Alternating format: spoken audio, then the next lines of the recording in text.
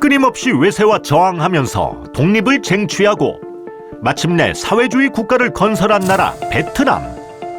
그들은 과연 그들이 꿈꾸던 이상이 실현된 나라에 살고 있을까요? 실상 베트남의 통일 이후의 후유증을 보면서 우리는 인류 가치에 위배되는 통일 이념이 어떤 문제를 가져오는지 눈으로 확인할 수 있었는데요. 통일 역사에서 길을 묻다. 베트남 통일 이야기 제1편 분단의 기원, 지금 시작합니다. 한국과 베트남은 많은 부분에서 공통점이 있는데요.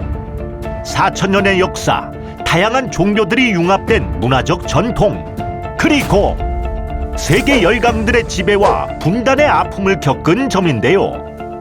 그러나 베트남이 한국과 다른 점이 있다면 바로 오랜 외세에 저항하면서도 자력으로 독립을 쟁취하고 통일까지 이루어냈다는 점입니다.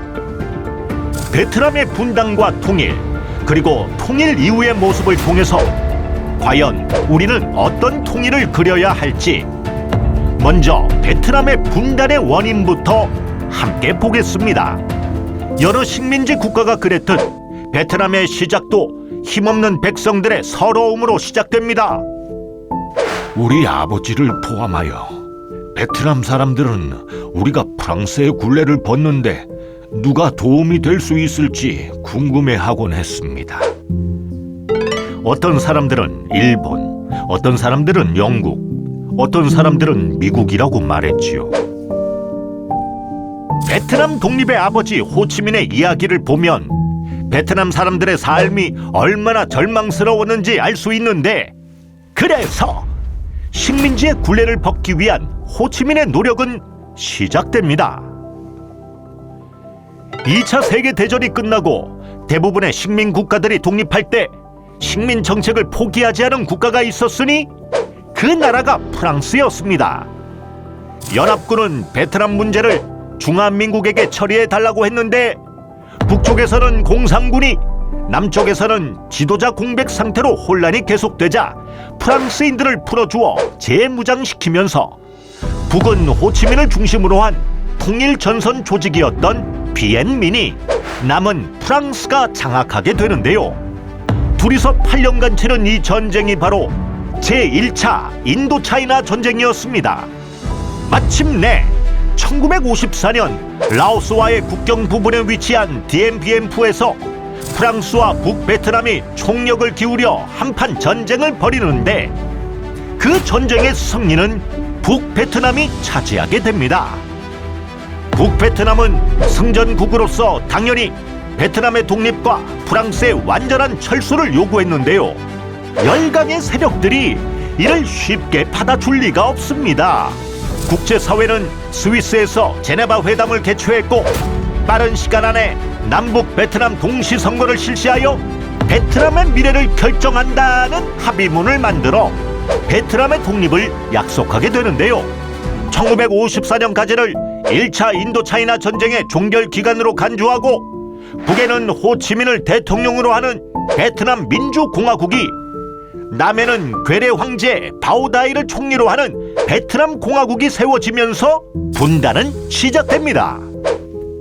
그렇다면 이런 분단 상황을 만든 배경, 도대체 19세기 인도차이나 반도에는 무슨 일이 벌어졌던 걸까요? 19세기 유럽 열강의 침략이 본격화되던 시기, 베트남 응우엔 왕조 내부가 굉장히 혼란스러운 걸 본 프랑스, 이 틈을 놓치지 않고 군대를 파병하고 조약을 맺고 베트남을 보령에 편입시키는데 성공합니다. 이때부터 프랑스령 인도차이나 총독부의 약탈과 수탈이 시작됩니다. 무거운 세금과 부역, 소금, 알코올, 아편의 전매 등 온갖 착취를 받게 되자 베트남인들 가만히 있을 리가 없습니다. 저항운동에 참여한 다수는 비밀 경찰에 의해 투옥되거나 소리 소문 없이 사라지게 되는데요.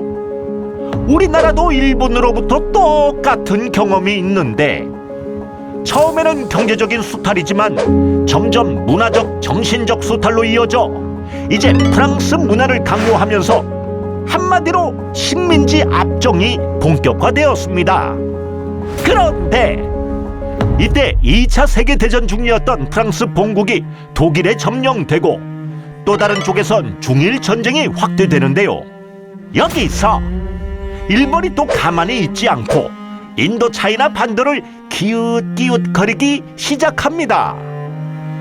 일본은 프랑스로부터 중화민국의 물자를 차단시키기 위해서 당시 비시 프랑스 정권의 친화 정책을 쓰면서 프랑스령 인도차이나 반도에 일본군 진주를 인정받습니다.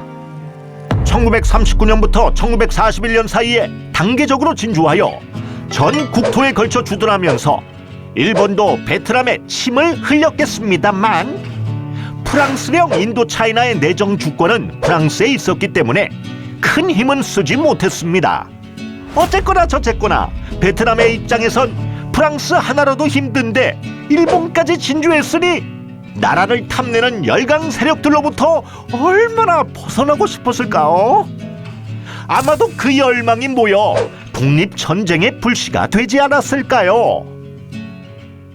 1945년 8월 15일 마침내 일본이 항복하자 호치민이 이끄는 베트남 독립연맹이었던 비엔민은 기다렸다는 듯 8월 혁명으로 재빨리 권력을 쟁취하고 임시 베트남 민주공화국 정부를 설립합니다.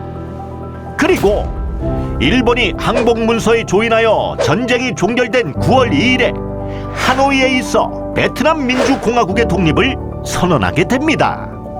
그런데 순조롭게 일이 진행되지 않습니다. 같은 시기 베트남에 있는 프랑스인과 일본군의 포로가 된 프랑스 군인들이 주축이 되어 사이공에서 식민군을 재결성하는데 비엔민이 가만히 있을 리가 없습니다.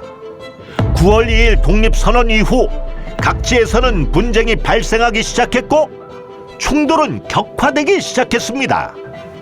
1946년 2월 28일과 3월 6일 양측은 예비협정을 체결하여 베트남 민주공화국의 독립과 통킹 지방의 프랑스 군 주둔을 인정하고 3월 26일 프랑스 흔적이 많이 남은 남부 베트남에 코친 차이나 공화국을 세워 일시적으로 타협하게 됩니다.